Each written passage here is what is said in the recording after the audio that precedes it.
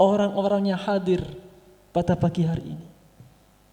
Sampai acara ini selesai, para malaikat berdoa kepada Allah, ya Allah, siapapun yang hadir di tempat ini ya Allah, baik itu gurunya maupun siswa-siswinya, khususnya saya yang ceramah seperti ini, dimohonkan ampun oleh malaikat kepada Allah dan dimintakan pada Allah agar semua permasalahannya diselesaikan oleh Allah Subhanahu wa taala.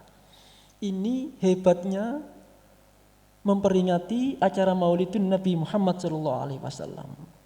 Apalagi seperti ini, acaranya luar biasa. Saya baru kali ini mengisi ceramah seperti ini, sampai mata saya nggak bisa ketip. Saya sudah sipit, padam, pateknya ini bingung. Saya nggak melihat apa-apa, saya nggak bisa melihat wajah kalian. Hanya saya itu lampu, tuh, kayak di eksekusi penjara. Bingung semua ini, bingung, masya Allah. Tapi luar biasa. Begitu himmahnya, begitu semangatnya SMK Semen Gresik mengadakan Maulid Nabi sampai diadakan seperti ini. Ini acara pertama kali bagi saya, membingungkan ini. Masya Allah, luar biasa ini. Satu, itu jangan meremehkan acara Maulidun Nabi. Nomor dua, kata Sayyidina Ali radhiyallahu an. Nah, Sayyidina Ali itu termasuk sahabat Rasulullah yang dipastikan masuk surga. Beliau termasuk Khulafaur Rasyidin dan termasuk keponakannya Rasulullah. Seluruh sahabat, mulai Sayyidina Abu Bakar As-Siddiq, Umar bin Khattab, Utsman bin Affan, kalau ada orang menyebut nama-nama beliau, kita disunahkan, dianjurkan untuk membalas dengan radhiyallahu an. Khusus Sayyidina Ali enggak, ditambahi radhiyallahu anhu wa karramallahu wajah. Kenapa Sayyidina Ali kok dinamakan karramallahu wajah? Karena semoga Allah memuliakan wajah Sayyidina Ali. Kenapa kita disuruh oleh para ulama mendoakan semoga Allah memberikan kemuliaan pada wajah Sayyidina Ali? Karena seumur hidup Sayyidina Ali tidak pernah melihat maksiat.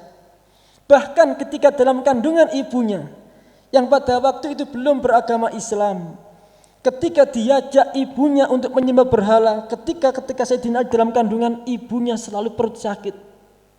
Setiap mau ke berhala perutnya sakit, setiap mau ke berhala perutnya sakit.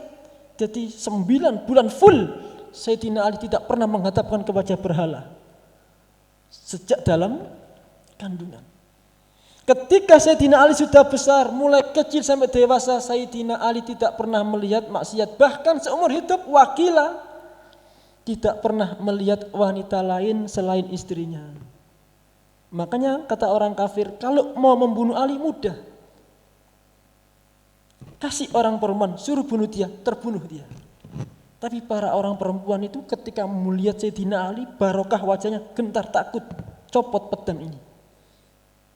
Wajahnya subhanallah. Kalau kalian alim minta pada Allah, kalau diimpikan siapa Sayyidina Ali sebenarnya, kalian akan menangis. Begitu mulia agungnya wajah beliau. Sampai-sampai semua orang mengatakan semoga Allah memberi kemuliaan kepada wajah Sayyidina Ali. Gak pernah melihat maksiat satupun. Bahkan ini yang paling angel, Sayyidina Ali tidak pernah melihat kemaluannya sendiri. Gak pernah. Apalagi punya istrinya. Beda dengan sampean. Setiap hari, setiap waktu didelak, panjat, lapo delak. Wajah-wajah seperti ini tak lihat, sudah pasti ini. Apalagi duduknya yang mengkang-mengkang, ini pasti itu. Jangankan dilihat, yoda atau gak mari-mari sampean dikocoi dan sembarangan. Ya Allah, SMK Semen panjat RI. Sayyidina Ali gak seperti itu, gak pernah. Bahkan makro anak-anakku, kalau kalian kok mandi ataupun BAB kok sering melihat kemaluannya sendiri, maka ilmu yang pernah saya melihat satu persatu akan dilupakan oleh Allah Subhanahu wa taala. Dan melihat alat kelamin itu menjadikan sesuatu yang pernah kita ingat lupa. Akhirnya di lalian, arek bodoh, gak ngerti napa-napa, bahkan di ojo gaman delok. Lah apa sih delok iki lha apa sampeyan. Melihat punya istrinya enggak pernah. Sayyidina Ali punya istri yang bernama Siti Fatimah, putri Rasulullah. Beliau mengatakan, Ali enggak pernah melihat punyaan saya juga enggak pernah melihatnya. Terus kayak apa? Ya mbuh, wallahu a'lam. Saya praktek istrinya enggak bisa itu. Itu Sayyidina Ali. Hebatnya beliau, karamallahu wajhah. Dan ada lagi kekaromahan Sayyidina Ali yang hebat. Ketika Sayyidina Ali itu mau nututi Kanjeng Nabi ke medan perang, Sayyidina Ali telat karena harus mempersiapkan kebutuhan anak istrinya. Sayyidina Ali itu nututi Kanjeng Nabi saking bantere mengendarai kendaraannya bernama kuda itu. Saking bantere nang beleduk gak ketok enggon, Sayyidina Ali itu nabrak orang penjual minyak. Dodolan lengo. Sampeyan gak tahu bahasa Indonesia dodolan lengo. Nah, saking bantere orang yang penjual minyak tadi ini muter, minyak itu tumpah. Sayyidina Ali kaget, ya Allah, gara-gara aku rek wong iki minyak itu tumpah. Lah niya seakan anak bodoh ning ngenteni bati gak duwe bati. Sayyidina Ali kembali lagi, minta maaf pada orang itu. Pak, ngapunten nggih, kula mboten sengaja, saya ini mau nututi Kanjeng Nabi. Apa kata orang ini? Saya enggak akan mau memaafkan kamu Ali. Padahal ini orang kafir ini. Saya enggak mau memaafkan kamu. Kecuali kembalikan semua minyak-minyakku yang ada di kantongku ini. Mustahil anakku sekalian. Minyak tumpah di padang pasir. Minta dikembalikan. Iya, di keramik, di pel bisa dikembalikan. Itu pun enggak bisa foto. Ini di lemah. Apa lemah itu ya? Tanah, pasir ya. Akhirnya Sayyidina Ali enggak pakai banyak omong. Insya Allah Pak, mengambil serbannya. Sayyidina Ali mengambil serbannya. Serban digelar, dikeduk dengan pedang, tanah dimasukkan ke serban, diperes. Hebat, ini hebatnya Sayyidina Ali. Diperes sampai bisa full lagi seperti semula. Nah, ada ulama wakilah, entah ini benar atau tidak. Pasir yang dibuat yang diperes Sayyidina Ali tadi itu merasa kesakitan. Ini ada ulama yang mengatakan kebenarannya wallahu a'lam. Kesakitan sampai dia sambat. Saya sakit Ali, saya sambung kamu terus, saya sakit. Saya enggak terima, saya kamu ginikan. Besok ketika kamu dalam perutku akan saya peras sebagaimana kau peras diri saya. Makanya para ulama ini wallahu a'lam kebenarannya boleh diyakini boleh tidak tergantung kalian. Makanya Sayyidina Ali itu ketika dimasukkan ke alam kubur, jasadnya tidak bisa menyentuh tanah karena dilindungi oleh Allah Subhanahu wa taala. Apa yang dikatakan Sayyidina Ali mengenai acara Maulid Nabi? Man 'azzama Maulidan Nabi Muhammadin sallallahu alaihi wa alihi wa sahbihi wasallam wa kana sababan liqiraatih la yakhruj minad dunya bighairi iman. Ingat, barang siapa yang mau mengagungkan Rasulullah Muhammad sallallahu alaihi wasallam setiap hari bahkan di hari kelahirannya, dan barang siapa yang orang itu menjadi sebab berkumpulnya orang-orang seperti ini, ketika dikumpulkan menjadi sebab orang-orang yang hadir itu membaca sholawat, la yakhruju minad dunya bighairi iman. Wallahi, pegang janji saya, orang yang ikut Maulid Nabi, orang yang cinta pada Rasulullah tidak akan mati kecuali dengan membawa iman. Makanya saya mengatakan jangan meremehkan acara seperti ini. Acara biasa ini, semua orang mengadakan. Tapi termasuk acara yang luar biasa di mata Allah Sang Maha Pencipta.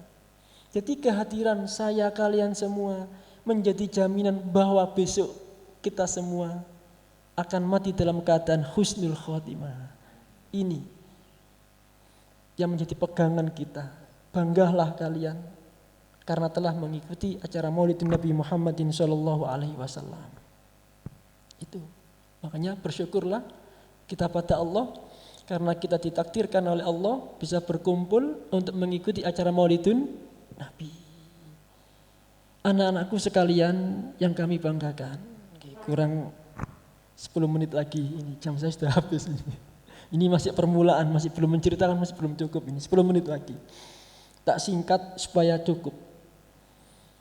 Anak-anakku sekalian yang kami banggakan, mohon maaf, seharusnya kita semua berterima kasih kepada Allah Subhanahu wa taala karena kita semua ditakdirkan oleh Allah menjadi umat Rasulullah Muhammad SAW. Harus bersyukur itu. Kenapa kita harus bersyukur kepada Allah? Karena kita ditakdirkan oleh Allah menjadi umat Rasulullah. Karena begitu cintanya Rasulullah kepada umatnya, begitu perhatiannya Rasulullah kepada umatnya, begitu perhatian dan perjuangannya untuk menyelamatkan Rasulullah kepada umatnya. Setiap hari Rasulullah, setiap malam, setiap detik, setiap waktu Rasulullah Muhammad SAW menangis di hadapan Allah Subhanahu wa taala hanya untuk satu. Ya Allah, bagaimanapun caranya, bagaimanapun keadaan umat saya mohon kepada Engkau ya Allah, ampuni semua dosa-dosanya ya Allah. Ampuni semua kesalahannya ya Allah. Terimalah besok amal ibadahnya dan jadikan dia husnul khotimah ya Allah. Setiap hari Rasulullah menangis seperti itu. Perjuangan Rasulullah Muhammad sallallahu alaihi wasallam, semangat perjuangannya Rasulullah. Tidak cukup sampai di situ. Bahkan ketika Rasulullah Muhammad sallallahu alaihi wasallam mau meninggal dunia, yang disebut hanya satu, ummati umatku loh ya Allah, umatku loh ya Allah. Mergo napa Kanjeng Nabi ketika mau dicabut nyawanya, Kanjeng Nabi merasa sakit. Kok sakit seperti ini malaikat Jibril? Bagaimana dengan umat saya? Tambah sakit ya Rasul tambah menjerit. Akhirnya izinkan saya mohon pada engkau malaikat Jibril, satu, mohonkan saya pada Allah.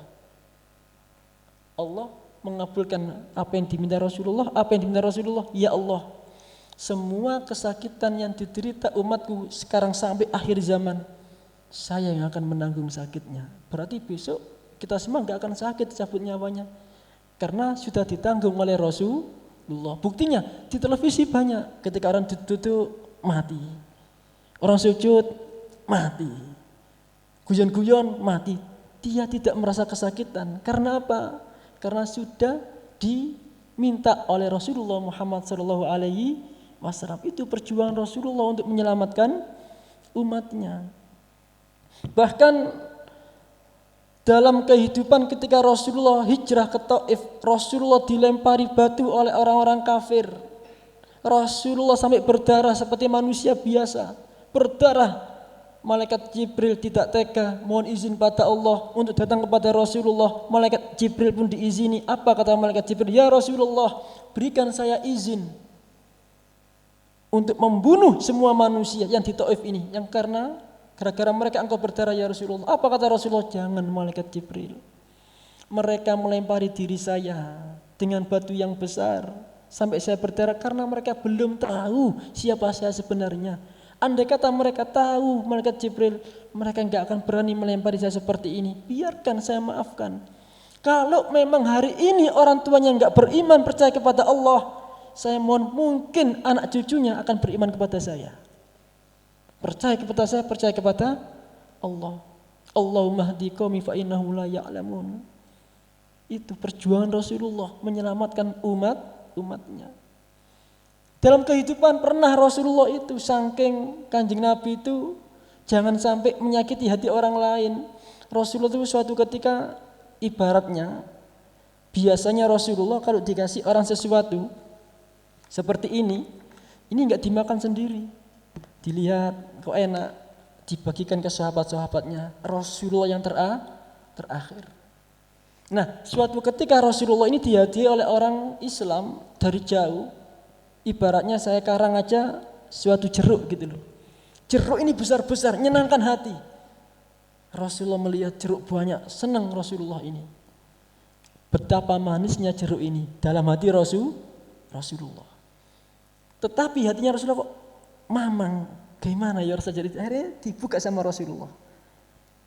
Ketika dibuka, subhanallah, jeruk ini rasanya enggak ono nang dunyo. Saking pahite, saking kejute. Dipangan Rasul dimaem.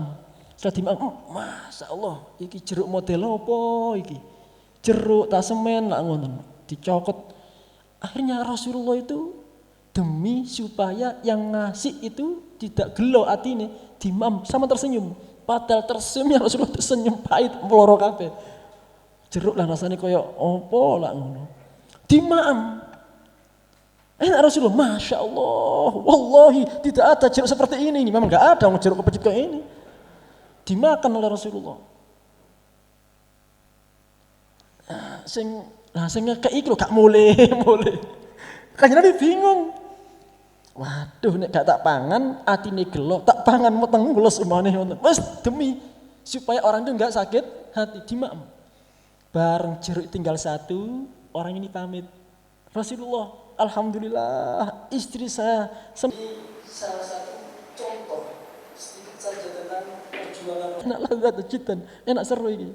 Pamit. Bareng pamit sahabat ngerasani Rasulullah. Kanjeng Nabi dengarin rek lali karo sahabat. Biasa dikai sesuatu dibagi-bagi, iki gak dibagi-bagi. Kanjeng Nabi wis diawur kanjeng Nabi rek lali ambek kanca-kanca iki.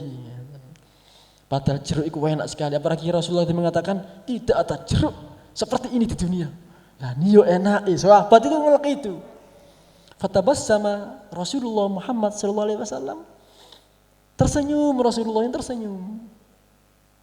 Aku tahu sahabat sama ning ngrasani aku ngerti. Sama nak kepen jeruk iki sih. Enggak Nabi kok ngerti? Cekan cangkem kon aku ngerti. Ibaratnya gitu. Kasarnya orang gerak seperti itu. Alhamdulillah ini tinggal satu. Jeruk ini berisi banyak, cukup untuk yang datang ini. Orang 20, tak hitung 20 biji ini dibuka. Dibagi-bagi, seret. Silakan dimakan. Masya Allah, ini jeruk yang luar biasa. Bareng dimakan, muta-muta sahabat. Ya Allah Rasulullah, ini jeruk model apa? Lah iyalah benar, tidak ada jeruk seperti ini. Apa saya bohong? Nangis sahabat. Ya Rasulullah, mohon maaf atas kekhilafan kami ya Rasulullah. Kami seuzon kepada engkau ya Rasulullah. Tidak apa-apa, enggak apa-apa karena belum tahu sampean. Saya tadi tak makan, jangan sampai sampean merasakan gak enak jeruk iki. Nek tak kena sampean ngamuk-ngamuk. Kono kurang ajar kan jenengan bikin jeruk gak enak lho. Karepmu apa lho tambah eker-eker supaya enggak terjadi kesalahpahaman tak ombe dhewe, Apa? Tak makan sendiri. Supaya yang ngasih enggak tersinggung, terus sampean wajah kak ngene-ngene. Sampean jeruk kecil tak pasti ngene-ngene. Nah, itu perjuangan Rasulullah. Masya Allah, untuk menjaga ini sifat-sifat Rasulullah. Sampean enggak wong tuku wae lho, kurang ini. Kok gak enak kok kurang ini. Wong kari imam kayak wong tuwa tok wae. Ngayuh ngono, protes gak mari-mari. Kurang enak tukunan jopo. Bu, SPK semen pancet ayo arek. Gitu anak-anakku. Ini salah satu contoh sedikit saja tentang perjuangan Rasulullah Muhammad sallallahu alaihi wasallam. Nah, ketika Kanjeng Nabi itu nangis seperti itu tadi, malaikat Jibril, malaikat Mikail, malaikat Israfil, malaikat Israel tidak tega melihat keadaan Rasulullah Muhammad sallallahu alaihi wasallam, tidak tega. Akhirnya malaikat Jibril mohon kepada Allah untuk diizinkan bertemu Rasulullah. Allah pun mengizinkan. Assalamualaikum ya habibi. Waalaikumsalam warahmatullah. Wonten napa malaikat Jibril jenengan kok ndugi-ndugi dalam keadaan wajah susah? Bagaimana saya enggak susah melihat wajah engkau susah ya Rasulullah? Saya paling susah, tidak ada susah yang mengalahkan diri saya ketika melihat engkau susah ya Rasulullah. Lima bakaita ya Rasulullah. Apa yang menyebabkan kau menangis ya Rasulullah? Rasulullah menceritakan tentang keadaan umatnya. Akhirnya malaikat Jibril terenyuh. Kanjeng Nabi sampai beloni umatnya koyok ngoten. Dibelani nangis, dibelani berjuang dinawangi, berjuang berdakwah berperang demi umatnya. Akhirnya malaikat Jibril memberikan suatu janji yang luar biasa. Tangan Rasulullah dipegang oleh malaikat Jibril alaihi salatu wassalam. Ya Habibi ya Muhammad, dipegang. Pegang tangan saya, pegang janji saya Rasulullah. Ada apa malaikat Jibril? Sudah mendengarkan ya Rasulullah. Man shalla 'alaika asyratan sabahan wa asyratan masaan. Barang siapa di antara umatmu ya Rasulullah yang mau membaca sholawat kepada engkau sebagai simbol wujud syukurnya, terima kasihnya kepada engkau ya Rasulullah. Wallahi demi Allah, pegang janji saya. Khataftuhu ala sirat kalbarkil khatif. Ketika orang yang membaca sholawat itu melewati siratal mustaqim, dia tidak akan saya biarkan berjalan sendiri di siratal mustaqim, tapi akan saya tuntun, saya pegang, saya gendong menuju surganya Allah Subhanahu wa taala kalbarkil khatif, seperti kilat yang menyambar. Hanya dengan membaca Allahumma sholli ala sayyidina Muhammad wa ala ali sayyidina Muhammad boleh, sallallahu ala Muhammad boleh, apapun boleh, yang penting sholawat. Satu hari hanya 10 kali, pagi 10, sore 10. Malaikat Jibril berjanji dia tidak akan melewati siratal mustaqim dengan tangan kakinya, akan saya gendong dia. Padahal ketika Rasulullah Isra Mi'raj, Rasulullah menangis di hadapan Allah, ya Allah, kalau seperti ini wujudnya siratal mustaqim, wallahi tidak akan ada yang mampu melewati siratal mustaqim. Bahkan aku sendiri pun gak akan mampu melewati siratal mustaqim. Begitu licinnya. Kalau zaman ngaji dulu kan jalan lurus saja. Di dalam kitab-kitab besar karya para ulama, enggak. Kayak nyanyiane sapa Deni Caknan iki lho. Lurus belok wae iki lho. Oh, apa iku mbuh lali aku. Napa medhot napa? Mbuh gak ngerti. Jadi siratal mustaqim itu duduk lurus, enggak. Dalam kitab Daqaiqul Akhbar diterangkan lurus, naik, turun, belok, masya Allah. Sulit seperti zaman kalau pernah naik ke gunung-gunung. Sulit sekali. Maka Rasulullah mengatakan gak ada yang mampu kecuali orang yang ditolong oleh Allah. Rasulullah menangis di hadapan Allah. Tetapi karena malaikat Jibril berjanji, Rasulullah hatinya gembira. Alhamdulillah, bahagia hati saya malaikat Jibril, karena ada kepastian umat saya selamat melewati siratal mustaqim. Hanya membaca sholawat 10 pagi, 10 sore hari. Malaikat Mikail juga enggak kalah hebatnya, turun di hadapan Rasulullah, juga mengatakan hal yang sama. Karena kecintaan engkau terhadap umatmu ya Rasulullah, barang siapa di antara umat engkau ya Rasulullah yang mau membaca sholawat 10 kali di pagi hari, 10 kali di sore hari, a'taituhu syurbatan lam yatma'u ba'daha abada. Ketika sakaratul maut, orang yang membaca sholawat ini akan saya kasih minuman dari surga engkau ya Rasulullah, sehingga dengan minuman ini orang ini gak akan pernah merasakan haus sampai ila yaumil kiamah. Buka dalam hadis, ketika orang sakaratul maut, andaikan seluruh air laut dijadikan es degan. Tapi kalau es degan itu sekarang loh ya, ini karanganku dewi. Kok zaman kata Pak Ustadz, es degan dalam hadis duduk, maksudku ibarat nek tak wara segoro sama pasti bantah. Asin Pak, ya pasti gak gelem. Enggak, maksud saya, andaikan air laut di seluruh dunia ini es tegan, es sembarang lah, es oyen, atau es jus strawberry, es jus apukat, sing tak sebut no, sing tak seneng-seneng notok yo, sing kata sebut gak seneng. Kenapa saya sebutkan ini? Aku diundang mana? Ngono suguhane. Lo Pak, lo gak ngono, sama tak kandani. Titik gedene ganjaran tergantung dari seneng gak senengnya sama KI. Pak Fuad umpamane senengane es apa mau? Es kopior, es oyen, yang reganya apa nak? Yang harganya hanya 10.000, ambek saman kasih saya es yang kekinian, sing regane 100.000, luwe gede ganjaran 10.000 daripada 100. Karena apa? Pemberian besar kecilnya pahala tergantung besar kecilnya orang itu seneng. Mangan tak kayak dhisik rahasiae. Ben tambah gede ganjarane. Sampeyan ya ngono kei wong, sampeyan takoni seneng apa? Nang pacar, maratuwa, calon. Camer, calon mertua. Iku harus takon, aja kok angger tuku, mubazir takon. Bapak, Ibu senengane apa, Dik? Ambo Mas takon dhewe, gak wani aku Dik. Ayo tak Dik, Pak, sama seneng ngopo? Lah kok takon? Mas iki kepengin kei. Ha iya. Lah, ngene iki cocok SMK semen temenan. Dikai baut ae. Diawur. Pancet semen ketepingan. Ngeten. Paham nggih? Dikasih minuman. Kata Rasulullah, andaikan air laut dikasih minuman orang yang sedang sakaratul maut tidak akan bisa menghilangkan rasa hausnya. Saya singkat lagi, langsung ben ngatasi kurang 2 menit. Malaikat Israfil juga enggak kalah hebatnya. Ya Habibi ya Muhammad, man shalla 'alaika asyratan subahan wa asyratan masaan.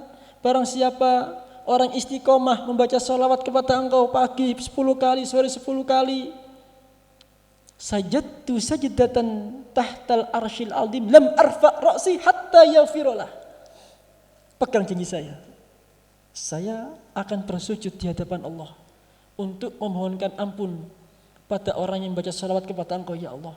Saya tidak akan lam arfa ra'si, tidak akan mengangkat kepala saya sebelum Allah berjanji mau mengampuni dosa-dosanya orang yang baca salawat tadi. Hebat.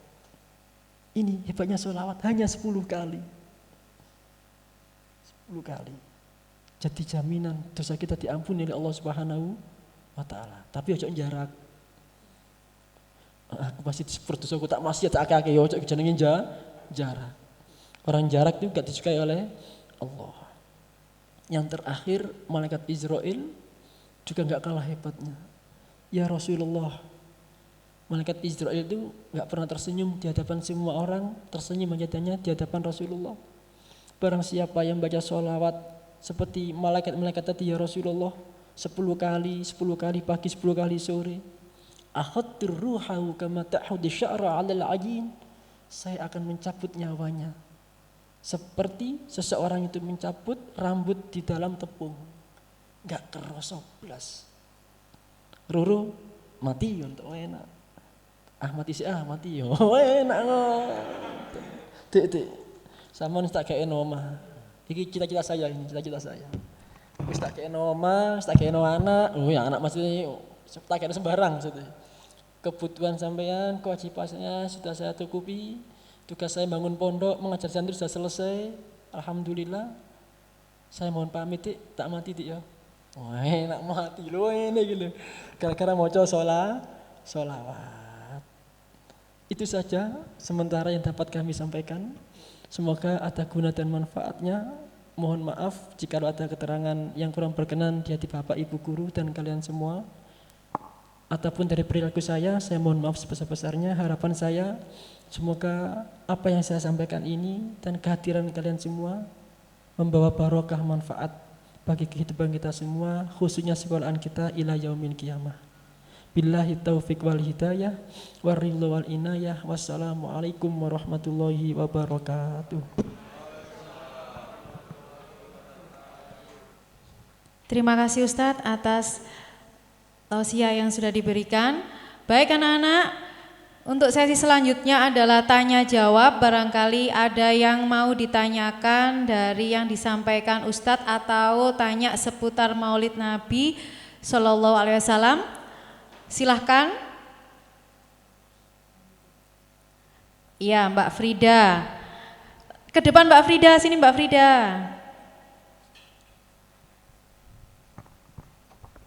Assalamualaikum warahmatullahi wabarakatuh.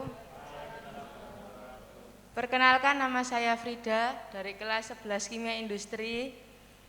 Di sini saya mau bertanya Ustadz, kan di era sekarang kan lagi masa pandemi. Jadi kalau memperingati Maulid Nabi kan agak-agak susah, nggak di lingkungan masyarakat itu ada yang boleh, ada merayakan, ada yang enggak. Lah untuk misal ada lingkungan masyarakat yang tidak memperbolehkan untuk memperingati Maulid Nabi itu nanti hukumnya gimana ya? Maksudnya kan diperbolehkan dalam Islam atau enggak boleh gitu.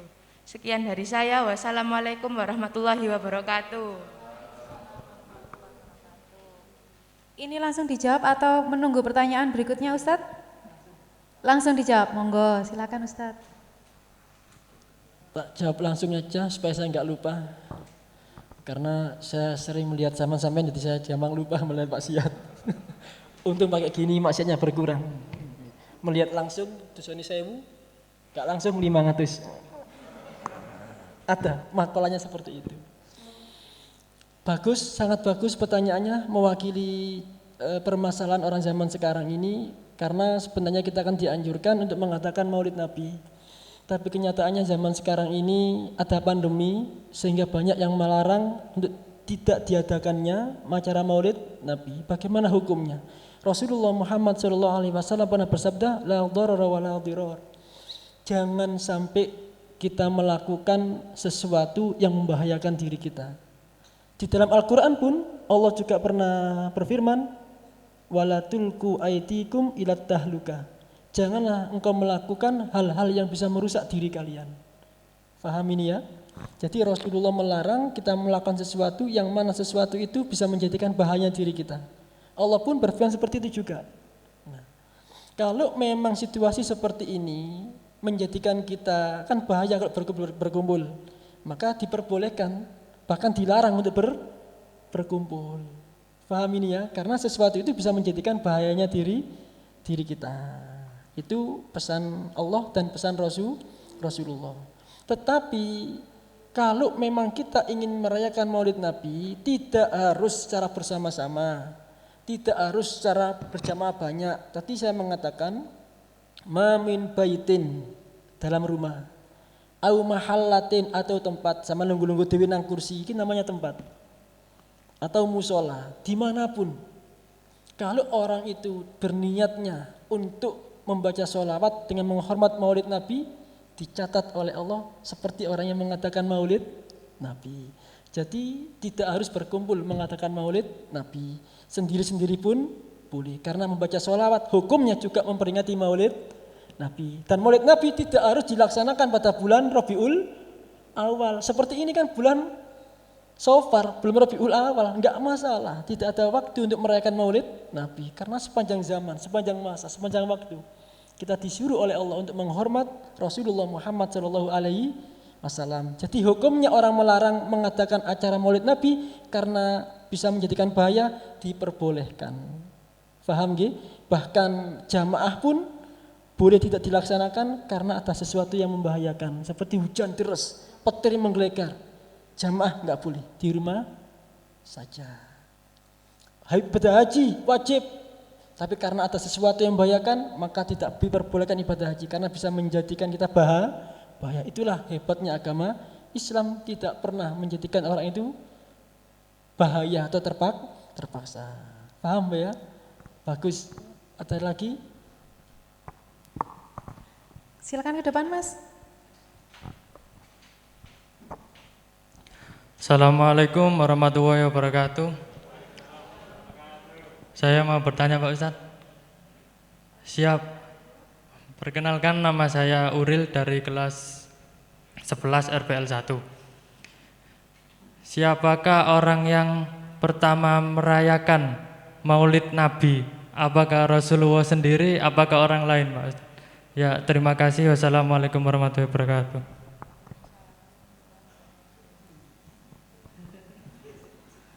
Si loading. Gini, sebenarnya acara Maulid Nabi sudah ada pada zaman Rasulullah sendiri. Karena Rasulullah itu istiqomah berpuasa hari Senin dan Kamis. Sahabat bertanya, "Ya Rasulullah, kenapa engkau berpuasa pada hari Senin?" Karena apa? Yaumul Itsnain, yaumu wulidtu. Karena hari Senin adalah hari dilahirkannya aku. Untuk memperingati hari kelahiranku sebagai simbol syukurku kepada Allah, saya berpuasa. Rasulullah pun sebenarnya sendiri memperingati Maulid Nabi. Paham ini ya? Sejak zaman Rasulullah sudah ada, gitu loh. Tapi tidak berbentuk suatu acara. Nah, adanya suatu acara Maulid Nabi yang sudah ada acara seperti ini, insya Allah di dalam kitab sejarah-sejarah yang masyhur sejak pada masa dinasti Al-Ayyubiyah dan dinasti Fatimiyah. Di situ ada raja yang bernama Raja Mudhaffar Al-Kukbari radhiyallahu an. termasuk raja yang alim yang cintanya kepada Rasulullah Muhammad SAW, saking cintanya sampai beliau ini mengadakan sayembara. Siapa yang bisa mengarang suatu syair yang mana syair itu menunjukkan cintanya kepada Rasulullah, akan saya kasih hadiah. Di antara pemenang itu adalah yang pertama Al-Barzanji, yang berjanji ini loh, dibaan itu loh. Itu pemenang dalam lomba menghormati Rasulullah. Dan pada waktu itu sudah ada acara seperti ini. Sampai beliau itu sodakoh 600 onta, berapa ribu ma'aman itu untuk saking cintanya dengan kelahiran Rasulullah. Karena apa? Karena beliau mendengar hadis Abu Lahab, pamannya Rasulullah, itu di neraka setiap hari Senin diberi oleh Allah keringanan. Tangannya ini bisa mengeluarkan air susu. Karena apa? Barokahnya menghormat cinta, senang ketika Rasulullah lahir. Itu orang kafir ketika mendengar Rasulullah lahir, dia dapat istimewa, di nerakanya bisa minum, apalagi kita sebagai umat Islam. Maka raja yang bernama Raja Mudzafaruddin radhiyallahu anhu wa ardahu wa anna bi fid dharaini amin, beliau mengadakan acara seperti itu. Dan yang kedua, acara besar-besaran diadakan oleh Salahuddin Al-Ayyubi ketika menjelang perang salib. Pada waktu itu umat Islam gentar, saking akene tentara kafir, tentara Islami ciut hatinya. Akhirnya Salahuddin Al-Ayyubi ini berpikir bagaimana menghidupkan semangat. Dikumpulkan semua, diadakan bacaan maulid Nabi, diceritakan kembali sejarah kelahiran Nabi Muhammad SAW, sehingga timbul semangat lagi dan menang dalam perang salib. Paham ya? Itu. Ada lagi? Cukup?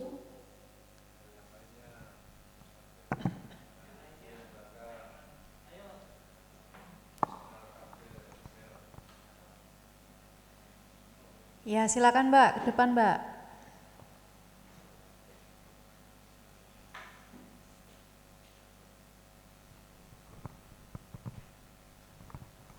Assalamualaikum warahmatullahi wabarakatuh. Perkenalkan, nama saya Farija dari 11 RPL 1.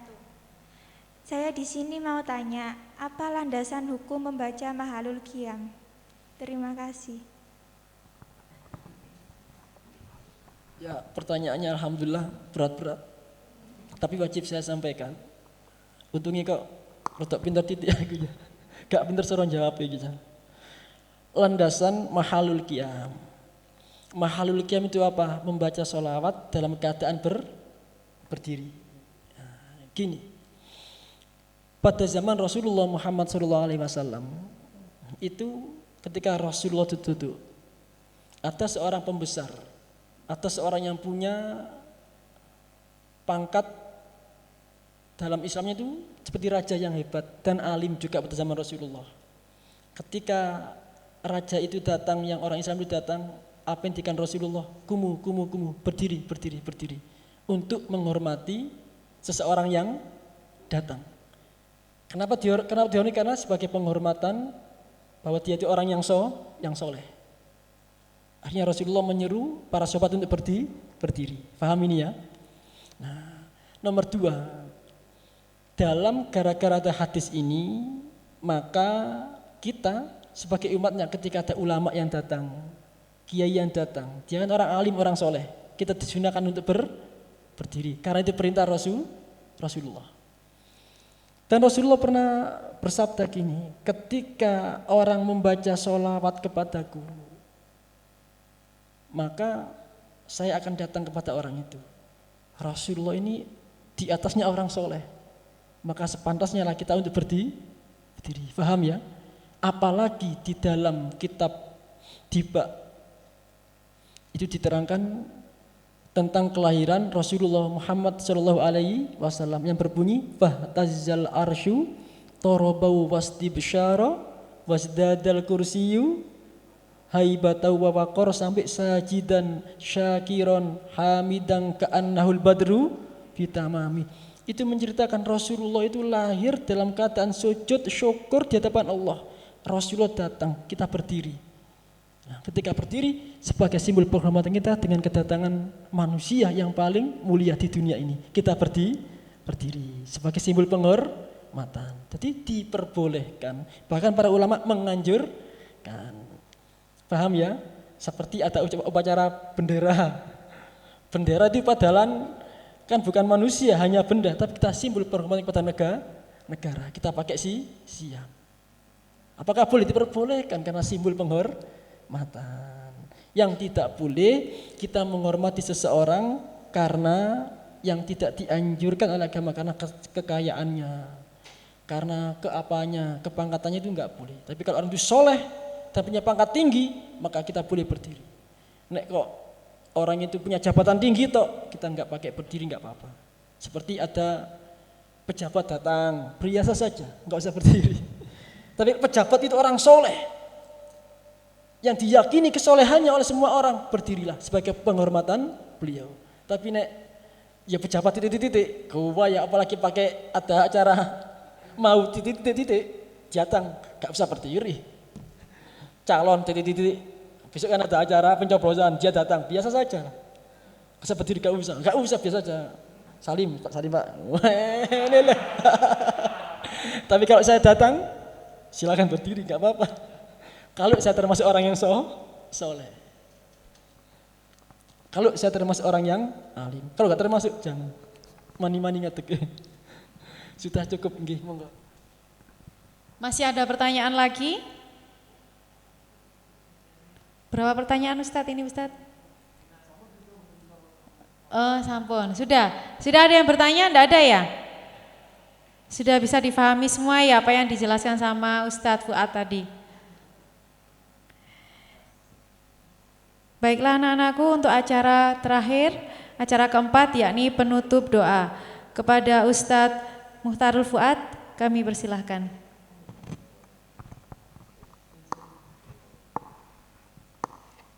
Mari kita memohon kepada Allah, semoga doa kita termasuk doa yang dikabulkan oleh Allah Subhanahu wa taala. Bismillahirrahmanirrahim. Alhamdulillahirabbil alamin. Allahumma shalli wa sallim wa barik ala sayyidina Muhammadin wa ala ali sayyidina Muhammadin kama shallaita ala sayyidina Ibrahim wa ala ali sayyidina Ibrahim fil alamin. Allahumma ighfir lana wa liwalidayna warhamhuma kama rabbayana shighara waghfir lil mu'minin wal mu'minat wal muslimin wal muslimat al ahya'i minhum wal amwat. Allahumma ij'alna min ummati Rasulillah sayyidina Muhammadin sallallahu alaihi wa alihi wa sahbihi wa sallam. Rabbana atina fid dunya hasanah wa fil akhirati hasanah wa qina adzaban nar bi barakati maulidin nabi Muhammadin sallallahu alaihi wa alihi wa sahbihi wa sallam wa sallallahu ala sayyidina Muhammad wa ala alihi wa sahbihi wa sallam. Walhamdulillahil Fatihah. Kita akhiri dengan doa kafaratul majlis. Subhanakallahumma wa bihamdika asyhadu an la ilaha illa anta astaghfiruka wa atubu ilaik. Subhanakallahumma wa bihamdika asyhadu an la ilaha illa anta astaghfiruka wa atubu ilaik. Subhanakallahumma wa bihamdika asyhadu an la ilaha illa anta astaghfiruka wa atubu ilaik. Baiklah, acara peringatan Maulid Nabi 1442 Hijriah telah dilangsungkan dan berjalan dengan lancar. Marilah acara ini kita akhiri, dan saya selaku pembawa acara mohon maaf yang sebesar-besarnya apabila ada sikap maupun perkataan saya yang kurang berkenan, mohon dimaafkan. Dan semoga dengan acara ini kita semua semakin bertambah cinta kita kepada Nabi Muhammad SAW dan kita mampu meneladani beliau. Saya akhiri, wassalamualaikum warahmatullahi wabarakatuh.